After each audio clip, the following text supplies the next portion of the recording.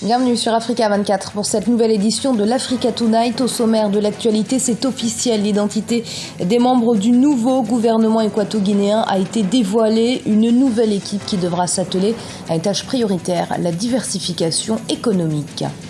7 partisans de l'opposant nigérien Hama Amadou ont été traduits devant la justice ce vendredi 24 juin pour attroupement armé notamment.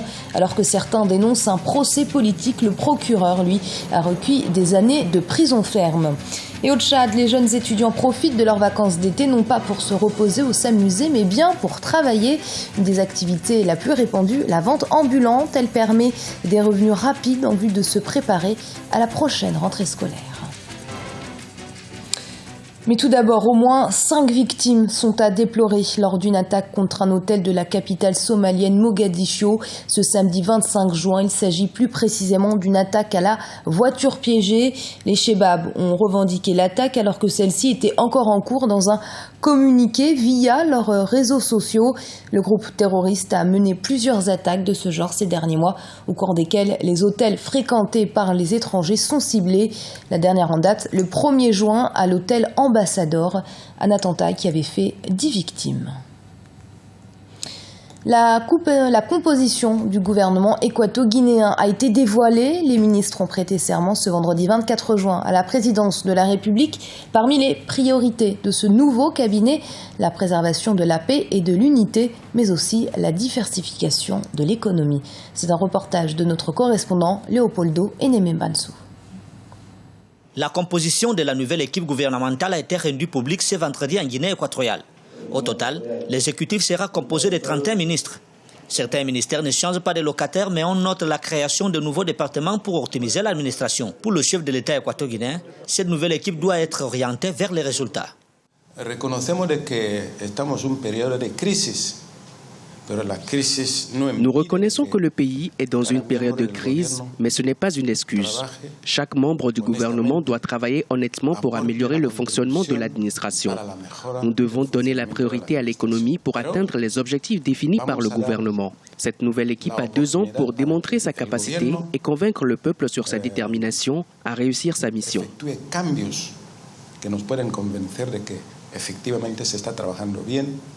Hasta las elecciones legislativas. Cette nouvelle équipe est confrontée à plusieurs défis. Face à la récession due à la baisse du coût du pétrole, il faudra redynamiser l'administration du pays à travers une utilisation rationnelle des ressources. La feuille de route du nouveau gouvernement est de poursuivre le plan Guinée équatoriale Horizon 2020. Auparavant, nous travaillions avec les investisseurs étrangers, mais cette fois-ci, notre idée est d'exploiter notre potentiel national. Donc nous invitons les acteurs nationaux à s'organiser en association de travail et demander l'appui du gouvernement. Avec la réduction des recettes du pétrole, l'ancien gouvernement a réduit les dépenses en ce qui concerne les projets d'infrastructure. Les aspirations des Équato-Guinéens restent de plus en plus grandes. La mission de cette équipe gouvernementale sera désormais de renforcer le plan national de développement Guinée équatoriale Horizon 2020. Et au Gabon, alors que l'élection présidentielle approche, certains opposants au président Ali Bongo estiment que sa candidature à ce scrutin viole l'article 10 de la Constitution. Ils ont donc, en ce sens, saisi l'organe chargé d'examiner les candidatures, la CENAP, la Commission nationale électorale autonome et permanente. Explication avec Douglas Toutoum, notre correspondant au Gabon. L'opposition passe à l'offensive pour rendre impossible la candidature du président sortant à la présidentielle du 27 août 2016. L'ensemble des candidats déclarés à la présidentielle ont remis vendredi à Libreville au président de la CENAP, Commission nationale électorale autonome et permanente, un mémorandum en contestation de l'éligibilité du président Ali Bongo Ondimba au scrutin présidentiel. Nous avons réitéré notre détermination à voir la Constitution de la République s'appliquer à tous. Et dans toute sa rigueur, nous mettons la CENAP devant ses responsabilités et rappelons que de sérieux doutes pèsent sur la régularité, la conformité de l'état civil d'Ali Bongo et partant sur son éligibilité. Le président de la CENAP a pris acte de l'action posée par l'opposition et entend assumer pleinement son rôle car conscient de la responsabilité historique de l'institution dont il a la charge. Nous avons écouté les demandes, les récriminations, les préoccupations exprimées par M. Ondimba ainsi que ses ses amis de l'opposition, les autres candidats déclarés donc à l'élection présidentielle. Nous en avons pris bonne note. Nous leur avons rappelé les missions de la commission électorale, les compétences de la commission et le devoir qui est celui du bureau, mais aussi de l'ensemble des membres de la commission, donc d'assurer la stricte application de la loi électorale. Après la CENAP, les candidats déclarés à l'élection présidentielle se rendront à la Cour constitutionnelle pour les mêmes raisons. Après quoi, ils vont constituer un groupe de juristes et d'avocats pour préparer ce contentieux préélectoral qui s'annonce et qui devra aboutir, selon leurs souhaits, au rejet de la candidature querellée.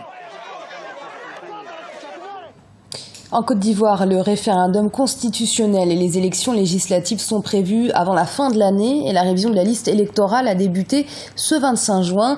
Un processus qui va mobiliser au total 131 observateurs de la société civile à travers tout le territoire. Une manière de se prémunir de fraude au cours de l'enrôlement des électeurs. Rappelons que l'année dernière, l'opération de révision de la liste électorale avait connu quelques difficultés. Certains avaient même jugé que la liste définitive n'était pas fiable.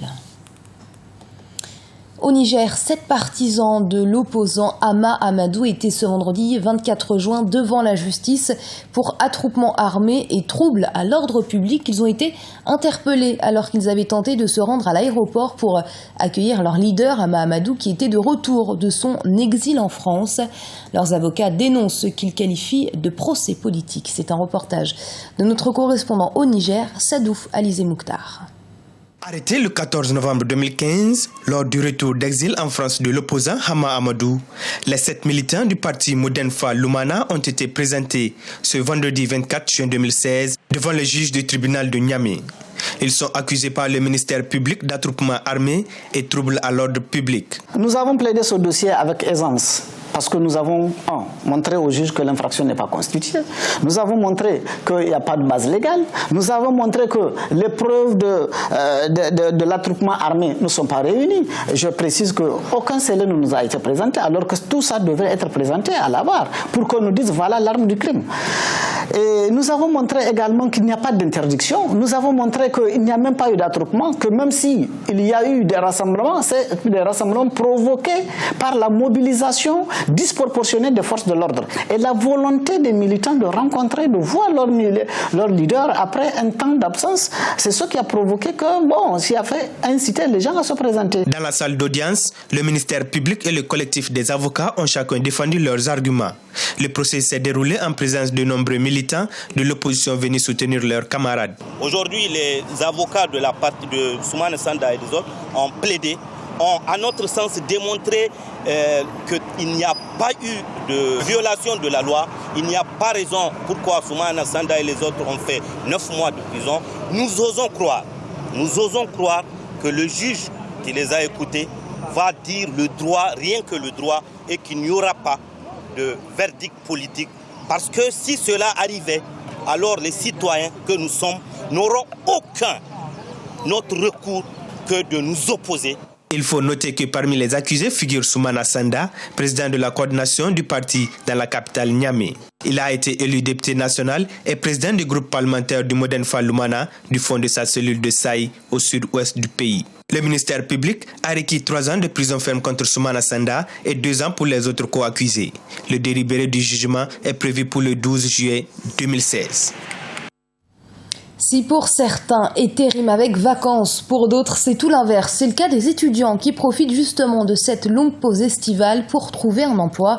C'est ce qu'on appelle familièrement un job étudiant et c'est très pratiqué au Tchad. C'est un reportage de Mahamat Ramadam, notre correspondant au Tchad. Commentaire Déo Gracias-Podo. Au Tchad, la cloche des grandes vacances a sonné cette semaine. Certains élèves et étudiants s'adonnent aux activités génératrices de revenus dans les grandes villes. Âgés de 14 à 25 ans, les jeunes vendeurs ambulants, tous sexes confondus, prennent d'assaut les rues de la capitale en proposant aux citadins des marchandises diverses. Le but est de se procurer un pécule pouvant servir à l'achat de fournitures scolaires en vue de la prochaine rentrée académique. J'ai essayé de faire des petits commerces pour me débrouiller. Après la rentrée, j'ai acheté mes fournitures scolaires et pour aussi m'habiller Comme nous commençons les cours en septembre, je laisse le commerce en fin août, et pour mieux me préparer pour affronter les cours. Les gens ne comprennent pas et beaucoup nos parents pensent qu'en faisant des petites affaires comme ça, ils croient que c'est du banditisme, alors que nous on cherche à évoluer. On n'a pas d'autre soutien, on ne peut pas partir voler, on peut chercher. Certains parents encouragent cette pratique d'activité commerciale pendant les vacances. Ils estiment que c'est une façon d'initier leur progéniture à la vie active. Cependant, l'activité n'est pas sans présenter de risques. Ce que j'observe, beaucoup de jeunes se battent justement pendant les vacances pour subvenir aux besoins de leur famille, et c'est de bonne augure, surtout en ville ou dans les villages. Mais les risques que j'observe, c'est qu'on voit de plus en plus de jeunes garçons, de jeunes filles, vendre très tard la nuit dans les endroits mondains, les bars, les cabarets, et ça c'est très très dangereux. Surtout dans le contexte aujourd'hui du terrorisme, l'extrémisme violent, vous savez, ces jeunes deviennent des proies faciles. Selon un récent rapport du ministère de l'Action sociale et de la Famille, 35% des élèves et étudiants tchadiens exercent pendant les vacances des activités génératrices de revenus. Et ce journal a été préparé par l'ensemble de la rédaction. Merci de l'avoir suivi. Restez sur Africa 24. Dans un instant, une nouvelle édition de l'information.